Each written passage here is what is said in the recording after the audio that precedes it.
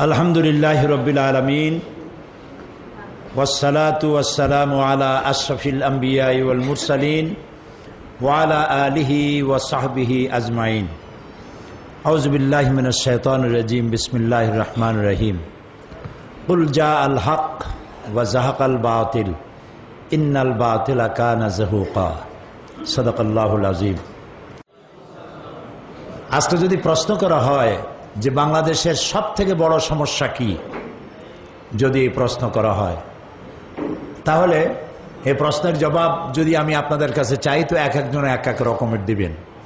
আমার মনে হয় যে আমি জবাব দিলে আপনাদের তাতে একমত হতে পারেন কিনা দেখেন। যদি প্রশ্ন করা হয় বাংলাদেশের সবথেকে বড় সমস্যা কি, তাহলে তার এক বাক্যে তার জবাব হচ্ছে ষড়যন্ত্র। এবং সেই ষড়যন্ত্র হচ্ছে দেশি এবং বিদেশি। দেশি বিদেশি ষড়যন্ত্র হচ্ছে ঐক্যবদ্ধভাবে বাংলাদেশ ধ্বংসের ষড়যন্ত্র। এবং এই ষড়যন্ত্রকে বাস্তবে রূপ দেওয়ার জন্য কারা কাজ করছে যদি প্রশ্ন করা হয়, তার জবাব দিতে হবে শেখ হাসিনার নেতৃত্বে 14 দল একত্রিত হয়ে বাংলাদেশ ধ্বংসের ষড়যন্ত্রে লিপ্ত হয়েছে।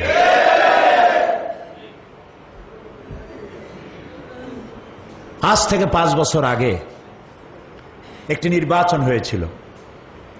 সেই নির্বাচনের মাধ্যমে 4 দলীয় ঐক্যজোট ক্ষমতায় আসার পরে দেখা গেল দেশে অর্থনৈতিক দিক থেকে দেশ বিপর্যস্ত, রাজনৈতিক দিক থেকে ছিল সম্পূর্ণ নৈরাজ্য, সন্ত্রাসে ছিল ভরপুর। আল্লাহর রহমতে 5টি বছর যেতে না যেতে গোটা দেশে উন্নয়নের ছোঁয়া লেগেছে। সব জায়গায় এমন কোন এলাকা নাই যেখানে উন্নয়নের ছোঁয়া লাগেনি। আমরা বলতে পারি আলহামদুলিল্লাহ। আজকে আমি যে আগে বলতে চাই, 4 দলীয় ঐক্যজোটের জোট সরকারের সাফল্য, সেই সাফল্য আমি মুখস্থ বলবো না, সেই সাফল্য আমি সমস্ত অফিস থেকে সংগ্রহ করে ডাটা তৈরি করে আপনাদের সামনে নিয়ে এসেছি। গুরুত্বপূর্ণ বিষয়গুলি বলবো, সবগুলি বলা তো সম্ভব নয়। 5 বছরের ইতিহাস সামান্য সময়ের মধ্যে বলা সম্ভব নয়। একটি জাতিকে বেঁচে থাকতে হলে, মানুষ যেমন দাঁড়াতে হলে তার ব্যাকবোনটা সোজা হতে হয়, তাহলে সে সোজা হয়ে দাঁড়াতে পারে। যদি ব্যাকবোন তার কোনো সমস্যা থাকে তাহলে সোজা হয়ে দাঁড়াতে পারে না। একটি জাতিকে বেঁচে থাকতে হলে শিক্ষা হচ্ছে তার মেরুদণ্ড। বর্তমান সরকার, এই বিগত সরকার ক্ষমতায় আসার পর শিক্ষাকে সব থেকে বেশি গুরুত্ব দিয়েছে। নকল মুক্ত পরীক্ষা উপহার দিয়েছে। নকল হচ্ছে এমন এক রোগ, নকল করে যদি কেউ ইঞ্জিনিয়ার হয়, দালান বানাবার 1 বছরের মধ্যে ভাঙ্গে তলে যা আছে সব মরিয়া শেষ হয়ে যাবে। নকল করে পাশ করে যদি কেউ অ্যাডভোকেট হয়, তাহলে যার হবে খালাস তারে দেবে ফাঁসি।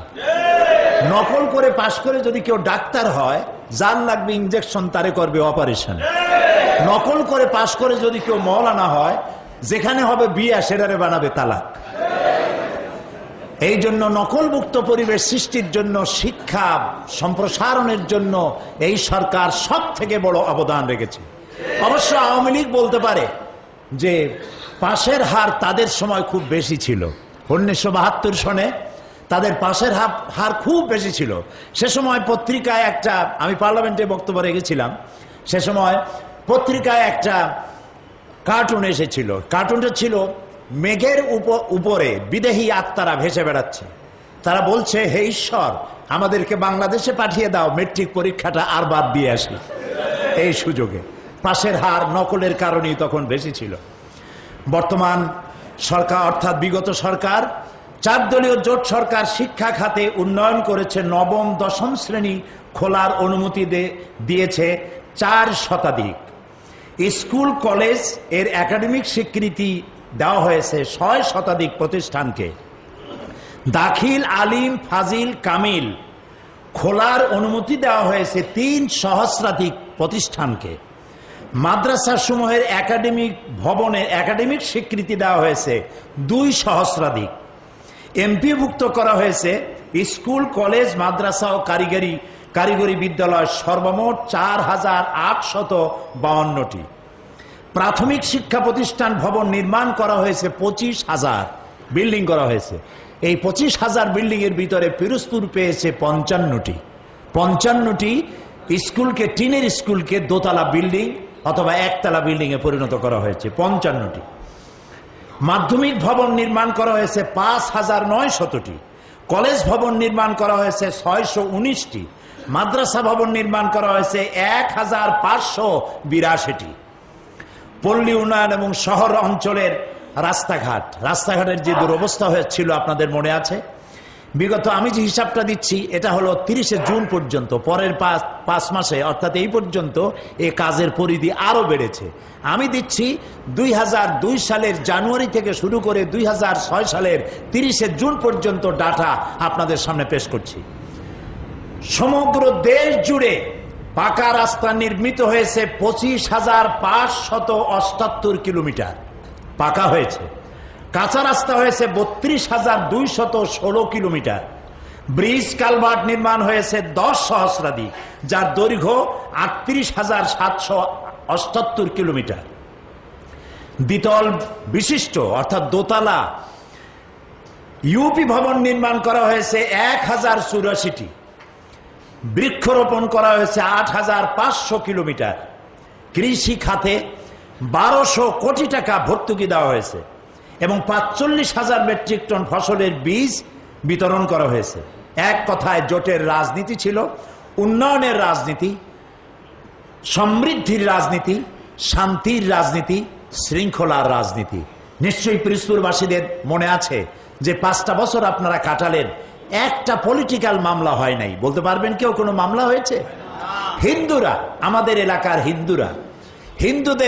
হিন্দু ভাইরা, আমি যে এলাকায় যাই, নাজিরপুর হোক, পিরোজপুর হোক, জিয়ানগর হোক, হিন্দু মুসলমান সমান সমান থাকে সমাবেশগুলোতে।